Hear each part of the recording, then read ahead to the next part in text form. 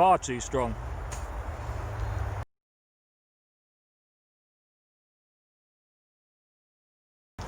So the wild garlic season is coming to an end over in Hampshire. As you can clearly see, the leaves are dying and discolouring. There are a few hardy ones left, but for me it is past its best. Next on the wild garlic recipe card for me will be turning these seed pods into pickled capers. As you can see, it's almost like a wild garlic graveyard. The leaves, they're turned yellow and they're just rotting away, and even the pods, the flowers are long gone, and now it's the pods' turn. See, these pods, when you bite down on them you get a burst of garlic. It's a lot harsher and more it's a lot harsher than far too strong. You won't want a lot of them in your salad. Grab yourself the top that you've got the outer shell there, and then you've got the buds. Now if you pick these buds off, it's going to be more hassle later on when you wash them. So the best thing to do is just nip underneath.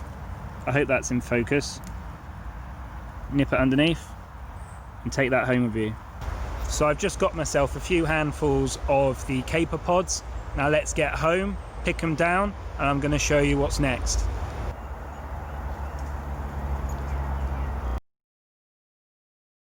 Probably at their peak at the moment, if not just slowly dropping off the scale of pickable.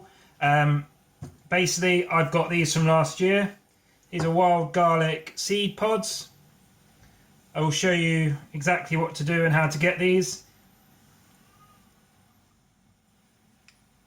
So wild garlic capers, or seed pods, what it basically is it's the seed pod which the flower was. The leaves of the flowers dropped off. You were left with the pod.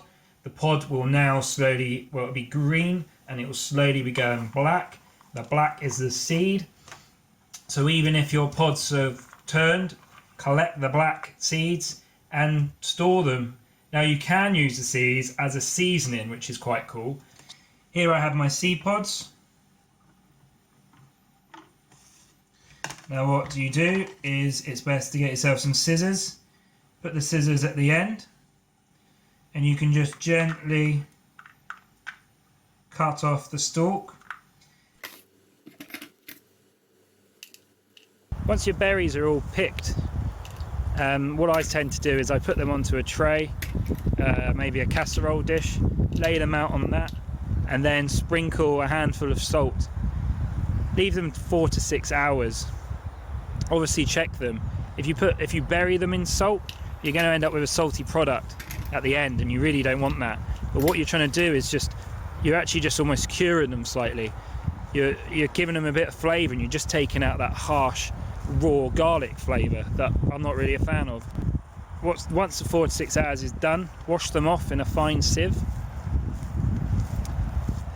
Pat them dry with a bit of kitchen roll, and then we're going to make our pickle liquor, our pickling liquor.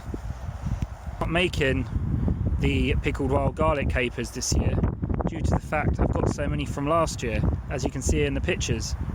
So I'm just going to go through with you what to do on this process. It's quite straightforward, don't be nervous. Once you've done that, I use equal quantities of sugar to white wine vinegar for my pickling liquor. A lot of people I've seen have said just pop your raw caper pods into raw vinegar and leave it to do its thing. Now for me it's just too harsh. Like, these raw is harsh enough, let alone adding vinegar to it. Pop them into your jar and then pour your hot pickle over. Pop the top on and leave it to sit. Make sure you sanitize your jars or whatever containers you're going to be using. I always just pour boiling water from the kettle over them, let them sit for 4 or 5 minutes, and then gently pour out the hot water and let it air dry. and then immediately use. And there you have it.